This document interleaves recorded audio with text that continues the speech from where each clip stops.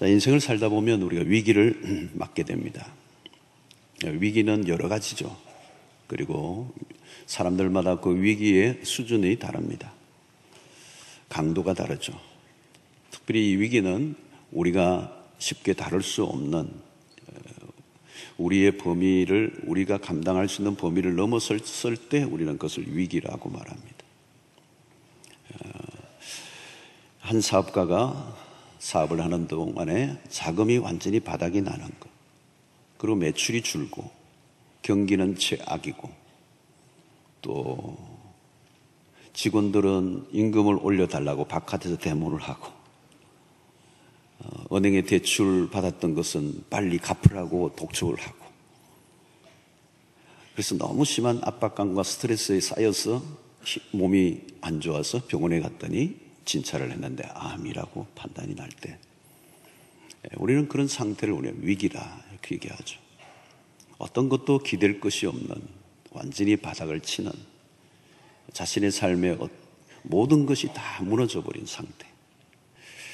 우리는 종종 최악의 상황을 맞이할 때가 있습니다.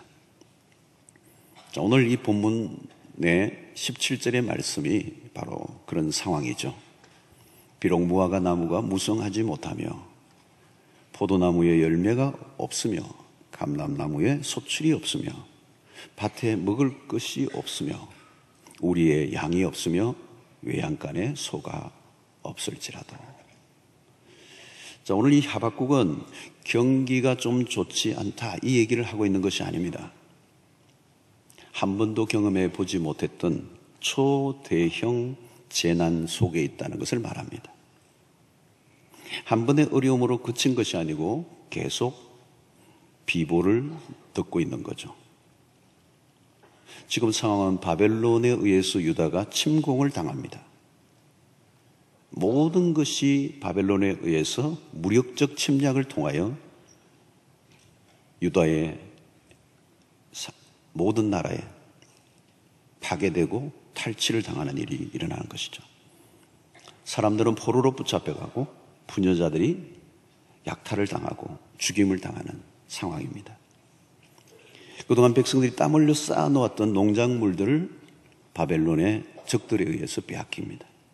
집은 파괴되고 마을은 불타고 나라가 쑥대밭이 된 것입니다. 자, 오늘 여기 언급된 무화과 나무, 포도나무, 감람나무, 이스라엘의 대표적인 나무입니다. 무화과 나무는 그들이 주로 먹었던 아주 열매가, 과일이 무화과 나무였어요. 열매입니다. 포도는 무엇입니까? 이 포도에서 나오는 즙, 이 포도에서 나오는 이 즙으로 주스를 만들고 포도주를 만들어. 이것은 이스라엘 백성들의 주 음료수입니다. 또 감람나무는 뭘까요? 그들이 음식을 만들 때 반드시 필요했던 가장 핵심적인 오일이 감람유예요. 감람나무에서 나오는, 열매에서 나오는 이 오일을 가지고 모든 음식을 만들어내는 가장 기본적인 자원입니다. 양과 소는 그들의 중요한 자산입니다. 옷을 만들고 고기를 제공하는 자원. 소는 농사를 지을 때 꼭 필요했던 역할을. 자, 그러니까 이건 뭡니까? 가장 기본적인 필요가 지금 사라졌다는 겁니다. 그 말은 무엇입니까? 생존 불가능한 상황. 자, 왜 이런 결과가 왔습니까? 전쟁이 가져다 준 결과입니다. 전쟁으로 인한 피해는 생각보다 훨씬 더 참혹하다는 겁니다. 가장 기본적인 필요마저 다 사라져 버렸으니까 그 다음은 말할 것도 없는 것이죠. 전쟁을 경험해 보신 이 앞선 세대 분들을 보면 그 전쟁에 대한 트라우마가 있는 것 같아요. 전쟁을 경험해 보지 못했던 세대들은 전쟁에 대한 얘기를 들어도 추상적이고 그렇게 확 와닿지는 않아요. 뭐 영화를 통해서 보긴 하지만 그게 얼마나 심각한 것인지 영상으로 보는 것은 느끼지 없잖아요. 전쟁의 세대들은 전쟁의 참혹함이 무엇인지를 압니다. 이라크 전에 참여하고 돌아온 미군들의 이야기를 들어보면 그들은 계속 악몽에 시달린다는 거예요. 정상적인 삶을 살지 못하고 늘 술, 마약을 해야 되고 정신과적인 치료를 계속 받고 살아간다는 겁니다. 삶이 다 망가진 것이죠. 전쟁은 모든 것을 다 앗아갑니다.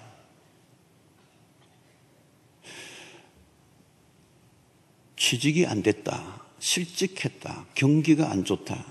지금 하박국이 얘기하고 있는 이야기는 그런 정도가 아닙니다. 그것보다 훨씬 더 모든 것이 다 소멸되고 황폐해진 그 자체를 말하는 겁니다.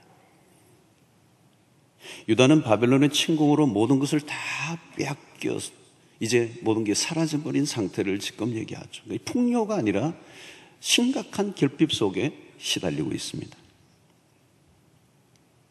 그러니까 모든 것이 초토화되어버린 이 비극적 재난 상황, 그것이 포도나무에 감람나무에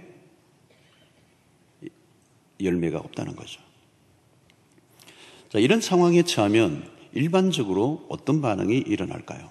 극도의 두려움, 집단적 공포, 그리고 깊은 우울감이 넘쳐날 것입니다.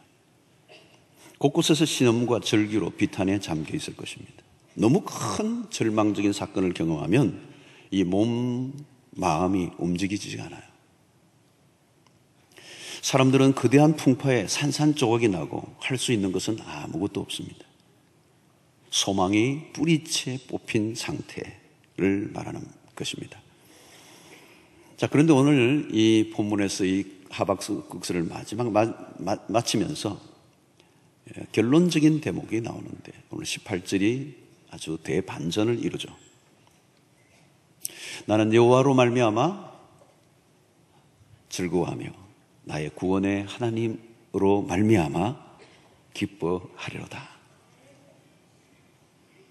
이 하박국의 이 고백은 일반적인 예측, 이 상황에 따른 예측, 반응에 따라 나올 것 같은 예측을 벗어난 거예요. 우리는 오늘 이 구절에서 신앙의 진수를 보게 되는 겁니다. 아주 중요한 레슨을 이제 배우는 시간이 되는 것입니다. 신자의 삶이 세상 사람들과 어떻게 다른가 하는 것을 보여주는 대목이 바로 오늘 28절에서 나오고 있습니다. 이 본문은 구약 선지서 중에서도 아름다운 시 중의 하나로 꼽힐 만한 대목입니다. 하박국서의 결론적인 내용이면서 강력한 메시지를 담고 있죠. 그래서 깊이 묵상하다 보면 이 말씀 안에서 우리는 큰 힘을 얻을 수가 있습니다. 지금 하박국은 내가 좀 힘이 들긴 하지만 참을만 하다고 말하고 있지 않아요. 나는 어렵지만 고통에서 이겨내려고 애를 쓰는 중이다, 이렇게 말하지 않습니다. 전혀 다른 표현이에요. 지금 일어난 상황은 너무도 참혹하지만 나는 여호와로 말미암아 즐거워한다. 나는 구원의 하나님으로 말미암아 기뻐하리로다. 여러분, 이 은혜가 우리에게도 있게 되기를 축원합니다. 우리가 경험해야 돼요. 자, 첫 번째 하박국 선지자가 지금 강조하고 있는 것은 무엇입니까? 무엇이 없고 없는 상태에서 즐거워하고 있다는 것이 주목해야 합니다. 상황이 호전되어 가면서 기뻐하고 있는 게 아니에요. 뭔가 삶이 좀 변화가 일어나고 조금 더 나아지고 있기 때문에 기뻐하고 즐거워한다는 게 아니에요. 상황은 꼼짝도 안 하고 있어요. 우리는 우리가 기대하는 상황으로 바뀌면 그때 행복해지고 그때 기뻐할 것이라고 생각합니다. 오늘 여러분, 우리에게 주는 기쁨은 상황의 변화에서 오는 게 아닙니다. 내가 기대한 상황으로 변화될 때 오는 기쁨이 아니에요. 자, 요한복음 15장 11절을 자세히 보십시다. 내가 이것을 너희에게 이름은 내 기쁨이 너희 안에 있어. 주님이 당신의 기쁨, 내 기쁨이 너희 안에 있어야 된다는 거예요. 너희가 너희의 기쁨을 만들어낼 수 있는 게 아니라는 거예요. 기쁨이 우리에 의해서 만들어질 수 있는 게, 우리의 노력으로 만들어질 수 있는 게 아니고 내 기쁨이 너희 안에 있어야 된다는 거예요. 그래서 너희 기쁨을 어떻게 해요? 충만하게 하려 함이니라. 내 기쁨이 너희 안에 있어야 된다는 거예요. 굉장히 중요해요. 요한복음 14장에 나오는 나의 평안을 너에게 준다고 그랬잖아요. 이 평안은 사람이 빼앗아갈 수 없는 흔들리지 않는. 여러분, 주님의 기쁨이 우리 안에 있어야 된다. 주님의 기쁨은 어떤 것이죠? 상황에 따라 오락가락하지 않죠. 왜? 주님은 어떤 상황보다 크신 분이기 때문에. 주님은 어떤 상황도 바꿀 수 있는 분이시기 때문에. 일어난 상황보다 훨씬 더 크신 그 주님이 가지고 계신 기쁨을 우리 안에 있으면 우리도 동일하게 어떤 상황에 흔들리지 않고 변함없이 여호와로 말미암아 기뻐하고 즐거워할 수 있다는 거예요. 오늘 하박국은 어떤 다른 것이 아니라 여호와로 말미암아, 구원의 하나님으로 말미암아, 우리가 어떤 고난을 당한다 하더라도 그것보다 더 크신 분이 하나님이시라는 겁니다. 여전히 하박국은 지금 문제가 남아 있습니다. 그러나 하박국은 지금 하나님의 음성에 귀를 기울이고 있는 것이죠. 자신의 삶을 받들고 있는 힘은 하나님이라는 것입니다. 그래서 오늘 19절 읽지는 않았지만 주 여호와는 나의 힘이시라. 주 여호와는 나의 힘이시라. 자기로 하여금 살게 만드는 힘은 여호와예요. 그리고 그는 하나님이 보여주시는 궁극적인 비전을 보고 있습니다. 하박국은 언젠가 다시 이 유다를 회복시키실 것을 믿음의 눈으로 바라보며 하나님을 기대하고 있는 것입니다. 여러분, 우리는 힘들 때 자기 감정에 빠져 있어서는 안 됩니다. 하나님 안에 거하면 잠시 행복하고 잠깐 기뻐하는 정도가 아니라 영원한 즐거움을 주시는 하나님, 그 하나님에게 시선을 고정할 수 있게 되기를 축원합니다. 여기 즐거움은 그 다음에 마지막으로 중요한 것은 하나님과의 관계 안에서 온다는 겁니다.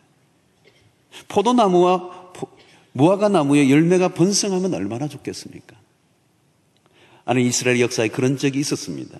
아니, 하나님의 백성들 안에는 그 모든 것들이 풍성해야 마땅합니다. 그리고 이전에 유다의 나라에 그런 풍성함을 주셨어요. 감람나무에, 포도나무에, 무화과나무에 소출과 열매가 막 맺혀서 풍요를 경험했던 적이 있었습니다. 그런데 문제는 뭐예요? 그 역사 속에서 보면 그들은 그 풍요로 인하여 하나님을 잊어버린 것입니다. 오늘 유다에게 찾아온 고통의 원인도 뭐냐? 하나님을 잊어버렸기 때문입니다. 오늘 우리의 신앙의 적신호는 뭘까요, 여러분? 물질적 풍요입니다. 눈에 보이는 것이 우리를 쉽게 흔들어 놓는 거죠. 그래서 우리는 생각보다 빨리 하나님을 잘 잊어버립니다. 여러분, 물질적 풍요로부터 오는 힘은 강력합니다. 영적 갈망이 금방 식어버려요. 자, 여러분, 요즘 먹거리 많이 얘기하잖아요. 먹거리, 먹는 거 막 프로도 많이 나오고. 먹는 거 죄가 아닙니다. 맛있는 거 먹는 거 죄 아닙니다. 그러나 위험합니다. 그 맛있는 것을 추구하다 보면 조금 더 맛있는 거, 조금 더 맛있는 거. 그러면서 뭘 잃어버려? 절제를 잃어버립니다. 즐거움을 찾는 것 전혀 나쁜 것 아닙니다. 그러나 하나님이 아닌 것으로 즐거움을 찾고자 하는 그 태도와 경향은 위험한 것입니다. 어느 날 자기도 모르게 하나님으로부터 멀어져 있는 거죠. 여러분, 이 세상에는 멀리서 보면 좋아 보여도 가까이 가면 다 슬픔의 바다예요. 안전한 것은 하나도 없습니다. 오직 한 곳밖에 없어요. 주 안에서 여호와로 말미암아 I will rejoice in the Lord라고, in the Lord. 주님 안에서만, 하나님과의 관계 안에서만 기뻐할 수 있다는 것입니다. 여호와로 말미암아 즐거워하며 구원의 하나님으로 말미암아 기뻐하리로다. 다른 데는 없다는 겁니다. 없다는 거예요. 하나밖에 없다는 거예요. 고통스러운 시간들을 통하여 세상의 사람들은 분노가 쌓여가고 상처가 쌓여가고 욕이 늘어가고 한이 늘어가고, 그렇지만 하나님의 백성들은 하나님과의 관계 안에서 더 하나님과 깊어져 가면서 은혜를 쌓아가며 즐거움을 잃어버리지 않는 삶을 살 수 있다는 것입니다. 자, 여러분, 하박국은 오늘 17절과 18절의 이 두 구절 사이에 엄청난 반전이 일어나는데 이런 모습, 모든 것이 없다 할지라도 내가 즐거워하고 기뻐하리로다라고 하는 이런 삶을 살 수 있게 만드는 비결은 하루아침에 이루어진 것이 아니라는 거예요. 하박국이 이런 이 경륜, 이 영적 경지에 도달하는 것은 세월이 흐른 것입니다. 그동안 우리는 1장과 3장 짧은 구절이지만 이 과정 속에서 하박국은 하나님과의 관계에서 얼마나 많은 시간들 동안에 갈등과 고민과 영적 실험들을 하면서 조금씩 하나님을 알아가면서 마침내 이런 영적인 수준에 이른 것입니다. 그런 현실의 문제를 안고 하나님께 나아가 고민을 했습니다. 현실에 일어나는 그 안타까운 이해되지 않는 문제들을 끌어안고 하나님 왜 언제까지? 라고 하는 질문을 던지면서 고뇌했다는 거예요. 우리는 하박국서에서 매우 중요한 것은 하나님과 대화입니다. 선지자와 하나님과의 대화예요. 그리고 끊임없이 하나님 앞에 질문을 던지는 겁니다. 여러분, 누가 답을 얻습니까? 질문을 던지는 사람이 답을 얻어요. 주일날도 설교를 짧은 설교지만 어떤 분은 자기 인생에 답을 얻은 사람이 있어요. 왜? 질문하고 오거든요. 자신의 삶에 고뇌가 있기 때문에 그러거든요. 하나님 이게 뭡니까 도대체?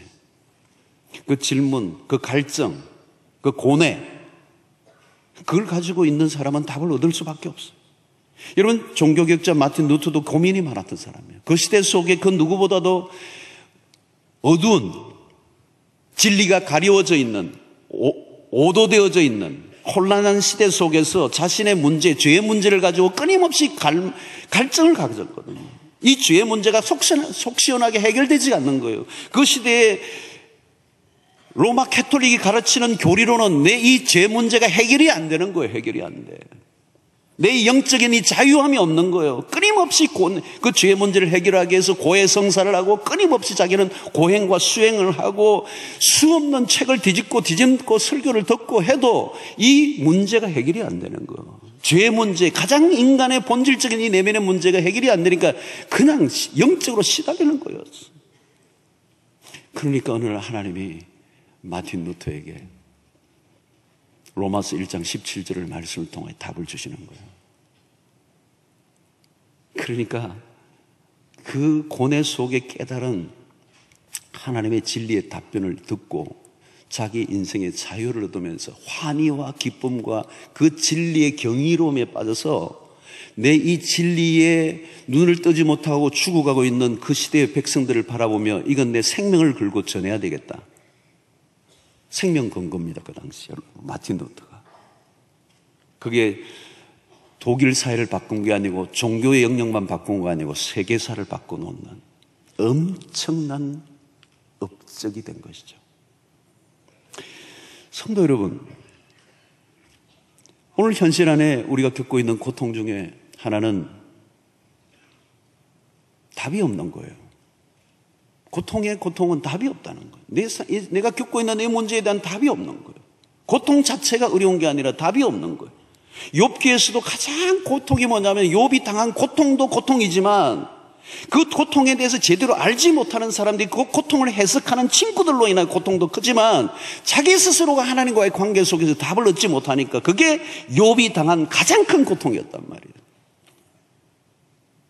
하나님이 내가 당하고 있는 이 고통에 하나님 한 말씀이라도 좀 해주십시오. 사람의 말이 필요한 게 아니라 하나님의 말씀. 하나님이 나에게 한마디 해주십시오. 여러분, 하박국에서 우리가 배우는 태도 중에 하나는 뭐냐? 그는 끊임없이 하나님에게 귀를 기울이고 있는 거예요. 하나님 말씀해 주십시오. 왜 그렇게 하박국이 끊임없이 하나님에게 다가갑니까? 그 이유는 오직 답은 하나님만 갖고 계신다는 걸 믿기 때문에. 하나님은 답을 갖고 계신다. 우리의 모든 질문에 하나님은 답을 갖고 계신다. 그 확신이 있었던 거죠. 그런 모든 문제를 하나님 안에서 풀어나갔습니다.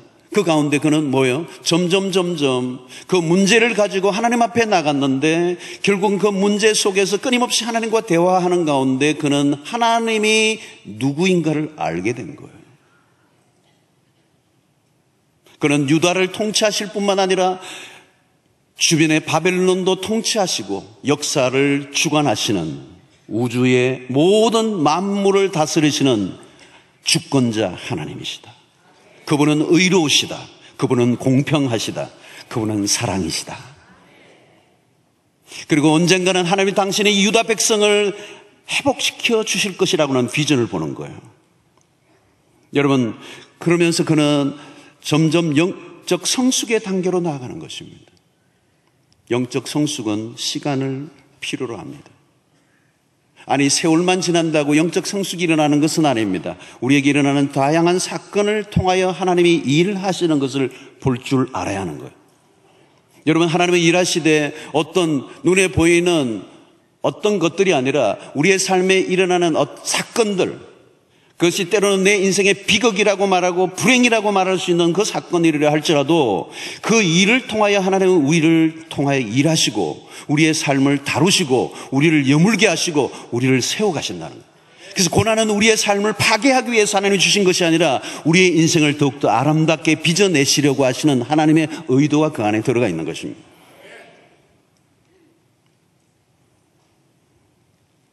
하박국서에서 우리는 이 마지막 결론에 아무것도 없는 상황, 불평과 원망을 쏟아낼 수밖에 없는 상황. 근데 하박국은 기가 막힌 고백을 합니다. 자, 결국은 하박국에게 이런 고백을 할 수 있었던 것은 숱한 고난과 삶의 질곡 속에서 만들어진 신앙이라는 거예요. 어떤 분은 그래요. 하나님, 정말 평탄한 삶을 살게 해주시옵소서. 아무 일도 없는, 아무 일도 일어나지 않는 평탄한 삶을 사는 것이 축복이라고 여길지 모르지만 과연 그런 삶을 살아왔다면 하박국이 이런 상황 속에서 여호와로 말미암아 즐거워하겠다라고 하는 이 고백이 나올 수 있었을까? 그러는 여러분, 욥이 고난을 당하고 난 이후에 나중에 하나님을 알아가는 과정에서 마침내 하나님을 발견하고 하나님의 음성을 듣고 하나님의 눈으로 보고 귀로만 들었던 하나님의 눈으로 보면서 그의 고백이 완전히 달라져요. 그가 나를 단련하신 후에는 내가 증금같이 나오리라. 전혀 다른 사람이 된 거예요. 그 숱한 세월 속에 사건과 사고들을 통하여 하나님을 우리를 여물어 가게 하시고 하나님이 누구이신지를 깊이 알게 하심으로 모든 것이 없고 없을지라도 나는 여호와로 말미암아 즐거워하리로다라고 하는 이 신앙의 경지에 도달하는 이런 은혜가 여러분들에게도 일어나게 되기를 주의 이름으로 축원합니다. 여러분, 우리의 신앙의 대주제는 그러므로 하나님입니다. 하나님. 오늘 하박국서에서도 유다의 상황이 바뀌고 하박국의 상황이 바뀌는 것이 아니라 하나님이 누구이신가를 아는 것, 신앙생활을 얼마나 오래 했느냐가 중요한 것이 아니라 하나님을 얼마나 알아왔느냐가 중요한 거예요. 지금 내가 당한 일이 얼마나 큰 것인가, 얼마나 큰 고통을 주는 것인가가 중요한 것이 아니라 하나님 그분이 누구인가를 안다면 우리에게 찾아오는 모든 사건과 문제와 고통은 아무 일도 아니에요. 하나님 그분이 하나님이시라면, 그분이 나의 하나님이시라면, 나의 구원의 하나님으로 말미암아, 나의 구원의 하나님으로 말미암아 하나님을 하나님으로 아는 이 하박국의 고백, 그는 비로소 아무것도 없는 상황 속에서도 하나님을 인하여 그분 때문에 즐거워하고 기뻐하는 이 놀라운 은혜가 여러분들에게 있게 되길 주의 이름으로 축원합니다. 최악의 상황 속에서도 아름다운 찬양과 기가 막힌 고백을 하게 하시는 분이 누구냐? 하나님이십니다. 그 하나님, 그분이 우리를 환경을 초월하여 승리의 삶을 살 수 있도록 이끌어 주심을 믿습니다.